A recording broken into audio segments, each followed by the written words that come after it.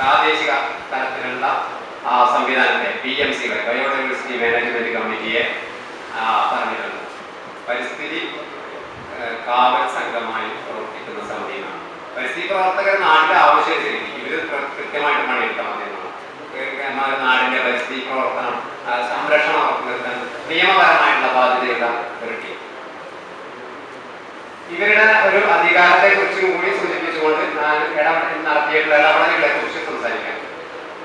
പാരിസ്ഥിതിക പ്രശ്നങ്ങളിൽ ഉടനടി നടപടി സ്വീകരിക്കുന്നതിനുള്ള അന്വേഷണ റിപ്പോർട്ടുകൾ പരിസ്ഥിതി വകുപ്പിന് നേരിട്ട് സമർപ്പിക്കുന്നതിന് സർക്കാർ ചുമതലപ്പെടുത്തിയിട്ടുള്ള ആളുകൾ താഴെയുള്ളവരാണ്.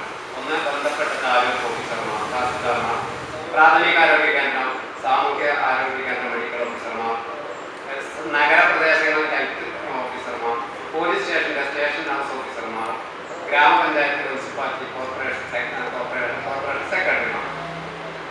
ഇത്തരം ആളുകൾക്ക് നേരത്തെ ഞാൻ സൂചിച്ചില്ല, പാരിസ്ഥിതിക പ്രശ്നങ്ങളിൽ ഉടനടി നടപടി സ്വീകരിക്കുന്നതിനുള്ള അന്വേഷണ റിപ്പോർട്ട് സമർപ്പിക്കേണ്ട ഉദ്യോഗസ്ഥന്മാരുടെ പേരുകളുടെ കൈമാറും. നമ്മുടെ നാട്ടിൽ ഒരു കോറി വരുന്നു.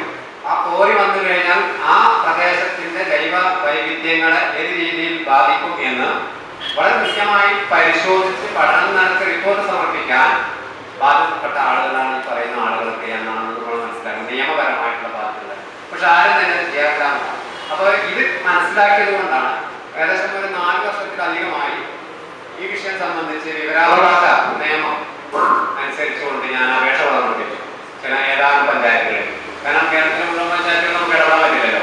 അത് തൊട്ടടുത്ത പഞ്ചായത്ത്, എൻ്റെ പഞ്ചായത്ത് ഉൾപ്പെടെയുള്ള തൊട്ടടുത്ത പഞ്ചായത്തുകൾ, വെട്ടത്തൂർ പഞ്ചായത്ത്, അതേപോലെ തന്നെ മഞ്ചേരി മുനിസിപ്പാലിറ്റി, ആനക്കായം പഞ്ചായത്ത്, ഈ 3 പഞ്ചായത്തുകളിൽ വിവരാവകാശ അപേക്ഷ കൊടുത്തത് BMC ബയോഡൈവേഴ്സിറ്റി മാനേജ്മെന്റ് കമ്മിറ്റി നിലവിലുണ്ടോ, അവരെ രജിസ്റ്റർ ജൈവവൈവിധ്യ രജിസ്റ്റർ തയ്യാറാക്കിയിട്ടുണ്ടോ എന്നുള്ള വിവരാവകാശമാണ് അത് ആ മേഖലയിൽ ചോദിച്ചിരുന്നു.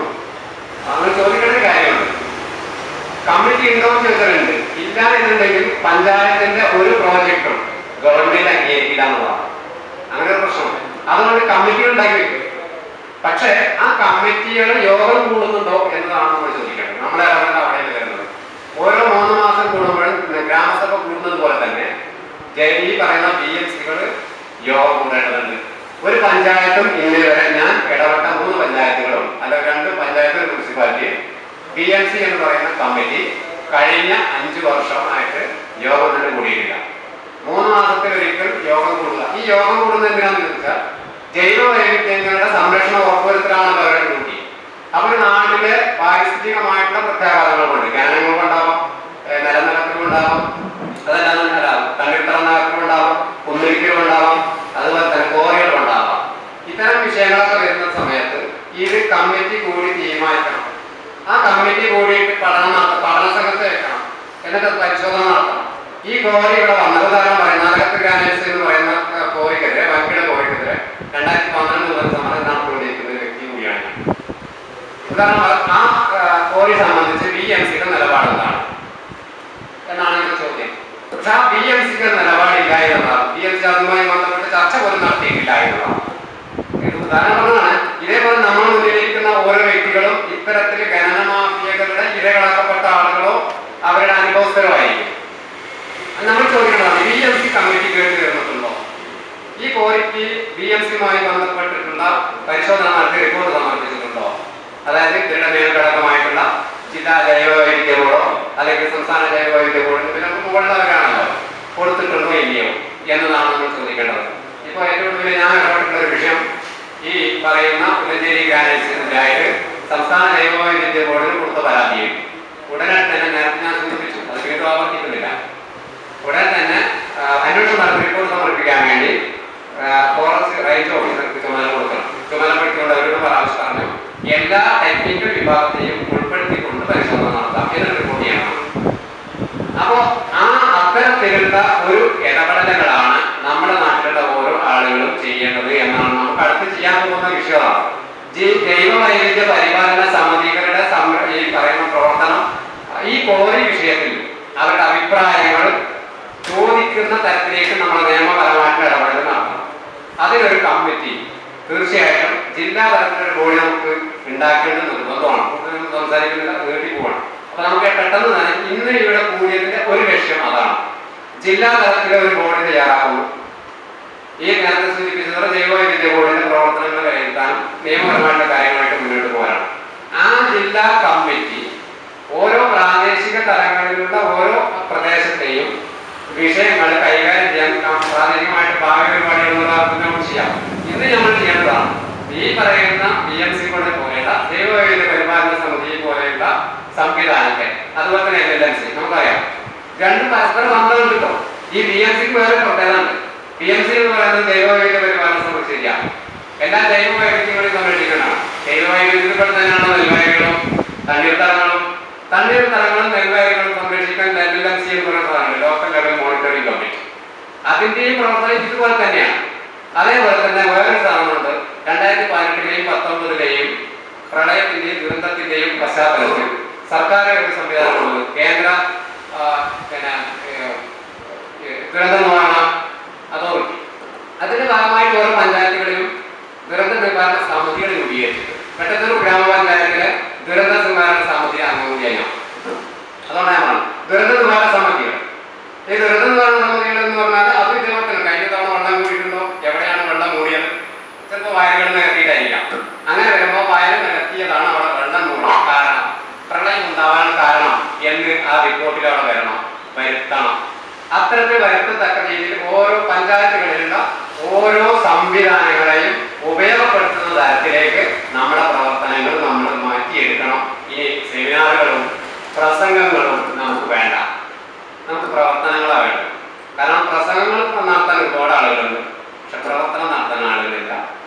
ആ വിടവിലേക്കാണ് നമ്മുടെ ഈ പരിപാടി കൊണ്ടെത്തിക്കേണ്ടത് എന്ന് മാത്രം പറഞ്ഞുകൊണ്ട് ഞാൻ അവസാനിപ്പിക്കുകയാണ്. ഈ അനുഭവങ്ങൾ പറയണമെങ്കിൽ കുറെ പറയാനുള്ളത്, വേണ്ട, സമയം വഴി. അപ്പൊ ഇനി എന്തെങ്കിലും സംശയങ്ങൾ ഉണ്ടെങ്കിൽ ചോദിക്കാം, ഈ വിഷയവുമായി ബന്ധപ്പെട്ട ഇടപെടലുണ്ടെങ്കിൽ ചോദിക്കാം.